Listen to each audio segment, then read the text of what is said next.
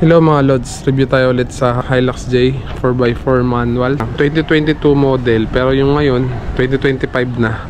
Yun pa rin naman yung mga specs na yun. Tapos papakita ko sa inyo ano yung mga in-upgrade natin, ano yung mga nadagdag, kasi marami na rin nadagdag gaya nito. Yan, pakita ko muna sa inyo. Yan, Hilux J 4x4 manual. Tapos yung dating itsura niya ganito.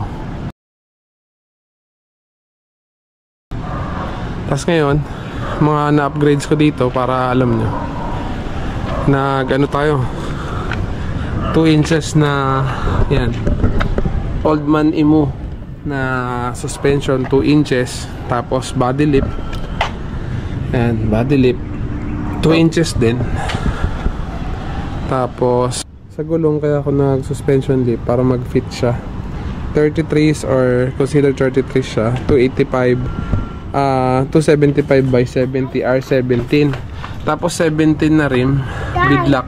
Hi. I see you. Wait lang, I'm making a video lang ha. This rim pala is 17, bidlock siya, Abyss wheels ng SR Performance. Pwede siya sa mga 1 digit tire pressure. Tapos ito OC. Yan. Yun, OC bull bar for protection or insurance sa mga bangga, saka sa pag nagta-trail kayo. Pinartner ko na rin sa kanya yung rock slider, madumi lang rock slider para pag mga nasa bundok kayo. May owning tayo ng SR Performance 2x3 meters. Tapos ito yung side rail nya OC din. Tapos ano pa ba sa mga loob, all stock naman. Sensya nyo na medyo madumi. Ito dinagdag ko, nilakihan ko lang yung rear view mirror, tapos nilagyan ko ng dashcam harap likod. Around 2,000 to 3,000 bili ko nito. Yung ganito namang salamin parang 300 to 1,000 lang. Ganyan yung radio nya, 1 din lang, pero 2 din, pero parang normal ano lang radio. Ganito rin siya.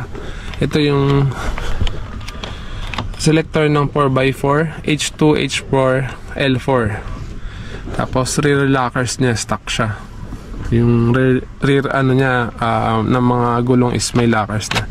Charger C-type. Ito ba mga dinagdag ko. Naglagay din ako ng ARB. Yung sa ARB differential breather, naglagay din ako para mataas yung breather niya. Kasi usually, ang breather, hanggang dito lang siya sa gitna ng differential. Tinaas ko para pag nagre-river crossing, hindi siya agad ma-damage. Wala pa akong snorkel, pero bala ko rin. Yun pala, yung pula. Baka nakikita nyo, yung pula. Ano yan, medyo naluma na. Ano lang yan, unbranded na recovery board. Wow. Yeah. Say hi to my baby. Wow.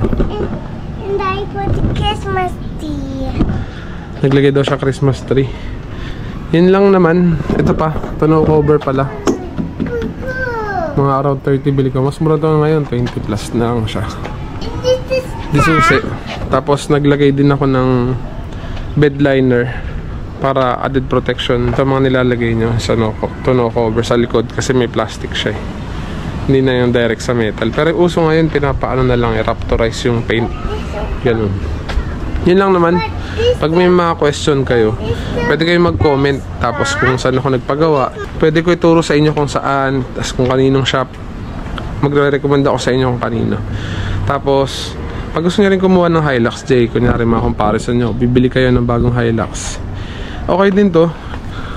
Lalagay ko yung number sa contact person ng mga pwede mag-assist sa inyo na mga taga Toyota. Before, taga Toyota rin ako for 8 years. Tapos kailangan nating yun lang. Pag bago ka rito, consider subscribing. Thank you for watching. Ito yung Hilux J.